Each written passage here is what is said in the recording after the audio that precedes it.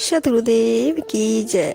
उजल पहिने कापड़ा, पान सुपारी खाए, कबीर गुरु की भक्ति बीन बांधा जमपुर जाए। बहुत उज्जवल चमकीले वस्त्र धारण करते हैं और पान सुपारी का स्वाद लेते हैं, परंतु यह पहनावा प्रदर्शन बिल्कुल ही व्यर्थ है।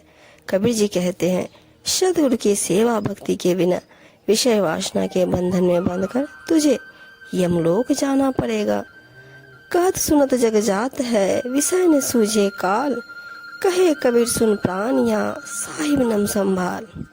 संसार के अज्ञानी लोग विषय भोग संबंधी बातों को कहते सुनते चले जा रहे हैं, उन्हें अपने सामने मृत्यु नहीं दिखाई पड़ती। कबीर जी कहते हैं, हे प्राणी, तू ध्यान पूर्वक सुन, तू स्वामी का नाम सुमिरन कर, इसी से तेरा कल्याण होगा। साहिब जी अपनी साखी में बताते हैं, हस्ती चढ़िए ज्ञान का सहज दुलिटा डार, श्वान रूप संसार है फूकन दे संसार। अपने सहज स्वरूप की स्थिति का कालीन डालकर ज्ञान के हाथी पर सवार होकर विचरण करो। इसकी चिंता न करो कि कौन क्या कहता है। यह संसार तो अज्ञानी कुत्ते के समान है, जिसकी भौंकने की आदत होती है, परंतु हाथी अपने मस्त चाल से चलता जाता है और कुत्ता आखिरकार भौंक भौंक कर शांत हो जाता है। इसी प्रकार संसार के लोग भी थक हार कर चुप हो जाते हैं। काम क्रोध तृष्णा तजे, तजे मान अपमान, सतगुरु दया जाहीं पर जम सिर मर्दे मान।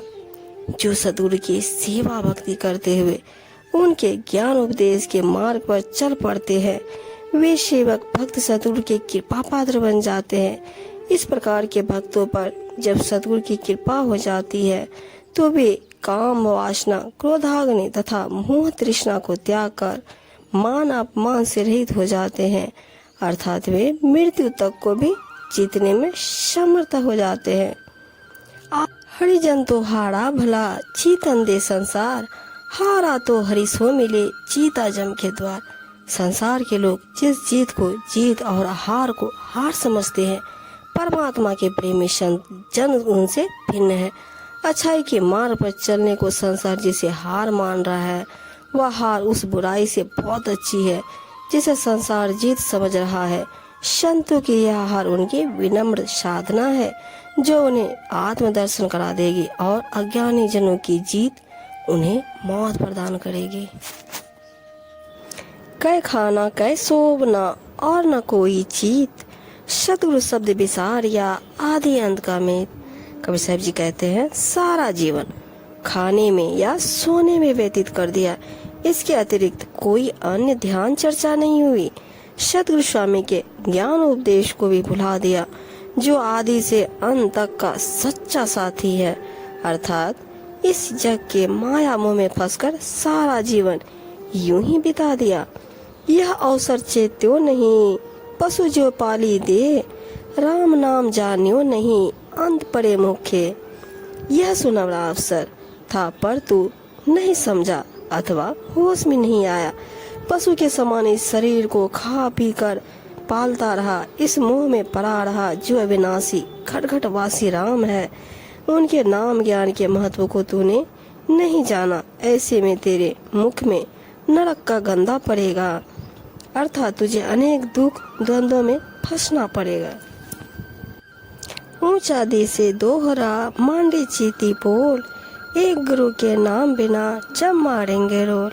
कबीर साहब जी कहते हैं, बहुत ऊंची महल अटारी दिखाई पड़ती है, रंग रोगन से लिपि पुती तथा सुंदर चित्रों से चित्रित, लेकिन सब कुछ होने पर भी एक अभाव है, केवल एक सतगुरु के नाम ज्ञान के बिना सब व्यर्थ है। न जाने कब काल दौर कर आए और तुझे खा जाए।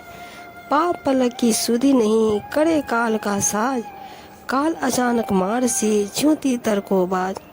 समय के एक पल के चौथाई भाग का भी कुछ पता नहीं है और तू कल के लिए साज श्रृंगार करता है। काल कभी भी धोखे से आकर अचानक मार डालेगा, जैसे तीतर को बाज दबोच कर खा जाता है। अतः सावधान हो जा, कल के सपनों में मत पर। शब्द न करे मुला ही जा, शब्द फिरे चहुधार, आपा पर जब चिन्हिया तब गुरु शीस व्यवहार। कबीर साहब जी कहते हैं, सत्य तथा निर्णय का शब्द वचन किसी की मुंह देखी बात नहीं करता, अर्थात पक्षपात नहीं करता। वह तो चारों ओर निर्विघ्न रूप से विचरण करता है।